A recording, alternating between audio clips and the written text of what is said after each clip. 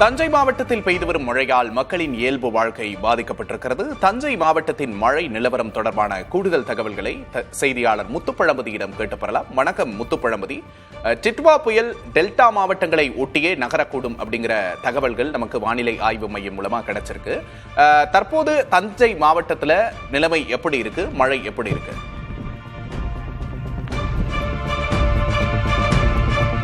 விக்னேஷ், நம்ம நிற்கக்கூடிய பகுதி தஞ்சை மாவட்டம் சேதுவாசத்திரம். இந்த சேதுவாசத்திரம் பகுதியில் நேற்று இரவு முதல்ல தொடர்ந்து மழை பெய்து வருகிறது.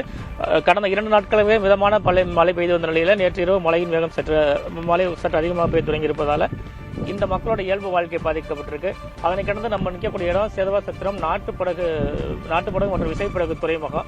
இந்த துறைமுகத்தில் கடந்த 12 நாட்களாக காற்றின் வேகம் அதிகமாக இருந்தது. கனமழை எச்சரிக்கையின் காரணம் கடலுக்கு செல்லாததால் இந்த மீனவர்களோட வாழ்வாதாரமும் கடுமையாக பாதிக்கப்பட்டிருக்காங்க, வேதனையோடு தெரிவிச்சிருக்காங்க. அதே போல நாகப்பட்டினத்தில் இருந்து ஆழ்கடல் மீன்பிடிப்புக்கு சென்ற 2 விசைப்படகுகள் மீண்டும் நாகப்பட்டினத்தை கரை திரும்ப முடியாமல் இந்த கடல் கரையோரத்திலே காத்திருக்காங்க. அவங்களுக்கு தேவையான உணவு எல்லாமே உள்ளே இருப்பதாக சொல்லியிருக்காங்க. இப்போ நேற்று மாலையிலிருந்து அவங்க இங்கே காத்திருக்க நிகழ்வு ஏற்பட்டிருக்கு. அவங்கள கரை திரும்புவதற்கு மீன்வளத்துறை வழிவகை செய்ய வேண்டும் என கோரிக்கை விடுத்திருக்காங்க.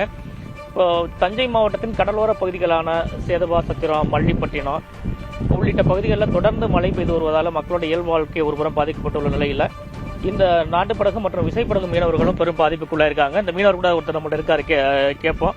இப்போ நீங்க எத்தனை நாளா கடலுக்கு போகாம இருக்கீங்க? இந்த மழை உங்களுக்கு என்ன மாதிரியான ஒரு பாதிப்பை கொடுத்துருக்கு? தொழிலுக்கு போகல சார், 2 வாரமா தொழிலுக்கு போகல.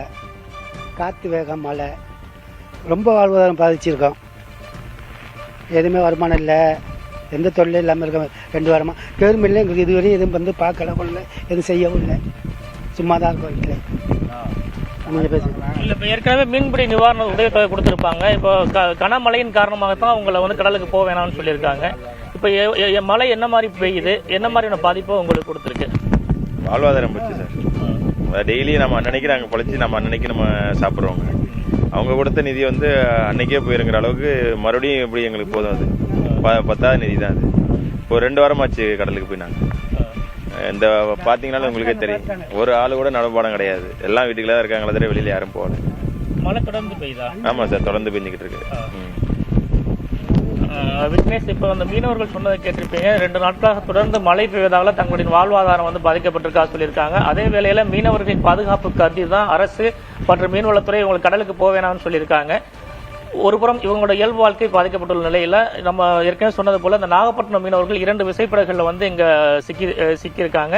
அவங்கள மீண்டும் கரை திருப்புறதுக்கு அல்லது அவங்களுக்கு தேவையான உணவு உள்ளிட்ட பொருட்களை அந்த கடலுக்குள்ள இருக்கவங்களுக்கு கொண்டு கொடுப்பதற்கும் அரசு வழிவகை செய்ய வேண்டும் என்பது எதிர்பார்ப்பா இருக்கு. விக்னேஷ், தஞ்சை மாவட்டத்தின் மழை நிலவரம் தொடர்பான கூடுதல் விவரங்களை வழங்கியமைக்காக நன்றி முத்துப்பழம்பதி.